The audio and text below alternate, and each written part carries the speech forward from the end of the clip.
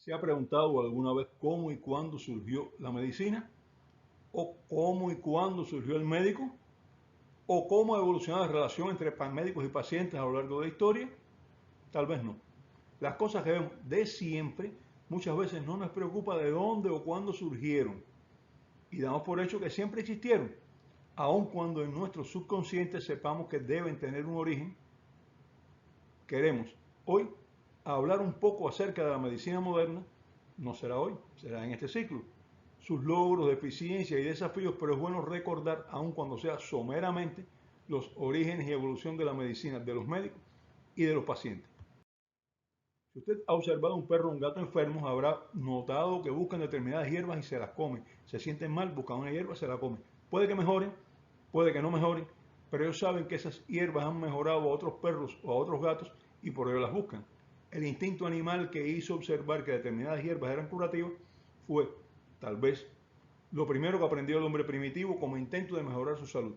Comía una hierba, mejoraba. Ah, bueno, pues esta hierba mejora estos síntomas. No hay razón para pensar que ha sido diferente a como otros animales alivian sus males. El empirismo fue la primera y todavía una importante fuente de conocimiento, no solo en medicina, pero en medicina fue y todavía es una importante fuente de conocimiento. El desarrollo de la inteligencia y la conciencia del hombre lo hizo tener un mejor conocimiento de esas hierbas y pronto su espíritu gregario lo llevó a reunirse en familias, gens y tribus. Y la especialización del trabajo conllevó que algunos miembros de la tribu se dedicaran a reconocer las enfermedades y a identificar las plantas que las curaban o al menos que las aliviaban.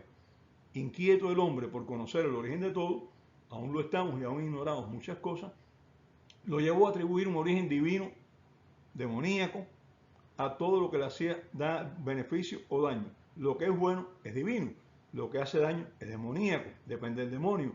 Y las enfermedades no fueron excepción. Se les atribuyeron de siempre, desde los tiempos más antiguos, que eran causa del demonio, de demonios o de influjos maléficos, como quieran, dependiendo de la sociedad. Espíritus maléficos, seres sobrenaturales, verdaderos demonios, fueron considerados causa de las enfermedades y castigo de los dioses. El hombre que curaba las enfermedades era capaz de luchar con estos espíritus y eso trajo aparejado que recubriera el acto de curar con un ritual para expulsar estos malos espíritus que causaban la enfermedad.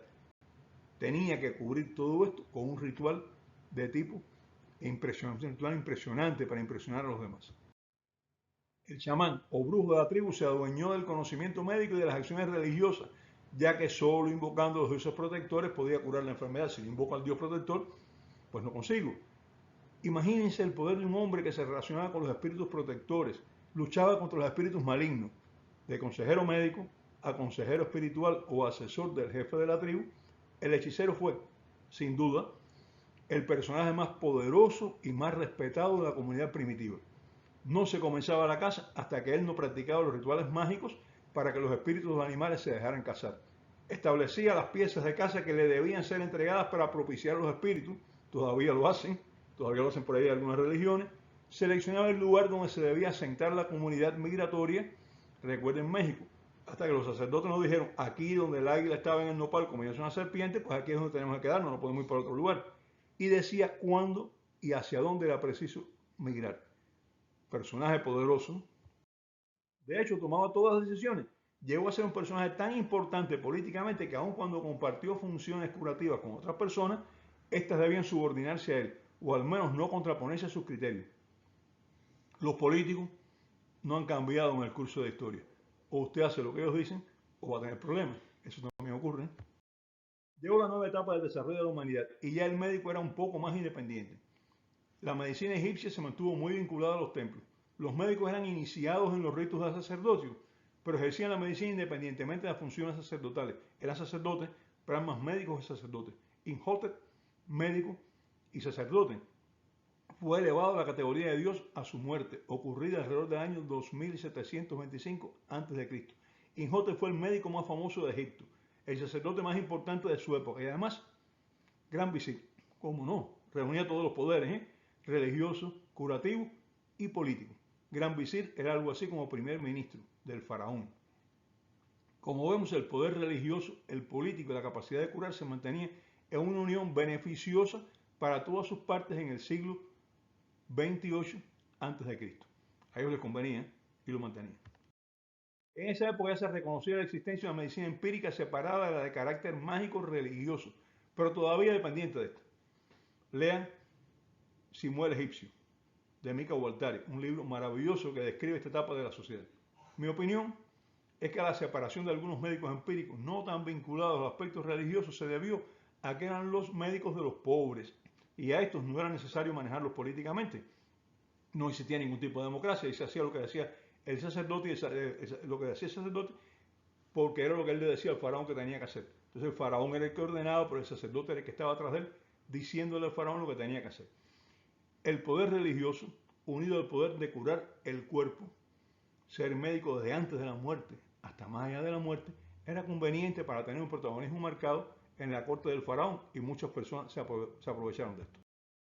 Akenatón, antiguamente llamado Amenofis IV, fue el primer faraón que se enfrentó al poder de la casta sacerdotal con su concepción monoteísta del mundo. Dijo, hay un solo Dios, no hay muchos dioses, no es como dicen ustedes. Y entonces obligó a la sociedad egipcia, se rebeló contra los sacerdotes, obligó a la sociedad egipcia, que era politeísta, a hacerse monoteísta. Esto llevó a muchas luchas intestinas en el imperio.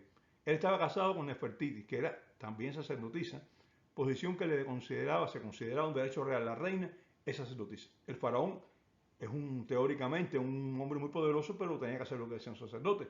Y la reina era sacerdotisa y por tanto, supongo yo que el faraón tenía que hacer lo que decía la reina. Eso no ha cambiado mucho en el mundo, ¿eh? La esposa manda muchas veces al hombre y tenemos que hacer lo que nos dicen. Si no, terrible, ¿no? La reina cayó en desgracia con Akenatón porque él decía hay un solo Dios y lo demás no existe. Y entonces tuvieron grandes dificultades. Fue apartada de la posición cerca del trono. La separaron y fue sustituida por una de sus hermanas. Tal vez esta separación llevó a una alianza entre miembros de la Casa Real y sacerdotes. ¿Y qué ocurrió? En el apogeo de su imperio, joven aún, murió el faraón. Su muerte se especula que se debió a un posible mal diagnóstico o, lo más probable, a una mala práctica médica. Le hicieron un trépano craneal para sacarle espíritus malignos y o estuvo mal indicado este trépano o estuvo mal hecho. Los sacerdotes buscaron cómo quitarse el faraón de arriba. Eso no es nada nuevo, ¿eh? Esto llevó al trono a quién? A su yerno, Tutankhamón. El famoso rey niño Tutankamón, el de la maldición, asesorado según algunos por la reina Nefertiti y según otros, esto es lo más curioso, Tutankamón nunca existió. La reina se vistió de varón para regir los destinos de Egipto. Yo soy el nuevo faraón y digo lo que hay que hacer. Ahí viene tal vez la maldición, ¿eh? Se piensa que una conspiración de los médicos, sacerdotes hizo morir al faraón, no por accidente, sino para eliminar sus doctrinas monoteístas que minaban el inmenso poder sacerdotal. A su muerte, el nuevo gobernante, Tutankamón o Nefertiti, sabe Dios, restauró el poder de los sacerdotes politeístas egipcios. Se acabó el único dios de Akenatón, aparecieron todos los dioses antiguos que estaban guardados en el desván, volvieron a salir y entonces los sacerdotes recuperaron el poder que tenían. En la cercana Babilonia, hacia el año 1760 a.C., el rey Hammurabi se convirtió en el soberano de un imperio que reguló penas a aplicar, el código Hammurabi, en muchas cosas, la primera recopilación de leyes que se conoce como tal. Y aquí estaban también algunas leyes que se podían aplicar a los médicos porque por mala práctica causaban daño a sus pacientes. Están descritas en el código Hammurabi. Esto nos muestra que al menos en Babilonia ya los médicos no eran considerados como relacionados con la divinidad, sino una profesión liberal más. Ya no eran dioses, ya no eran sacerdotes, eran médicos. Bueno, continuaremos con este tema, un tema muy apasionante, la historia de la medicina, y hasta la próxima. Chao.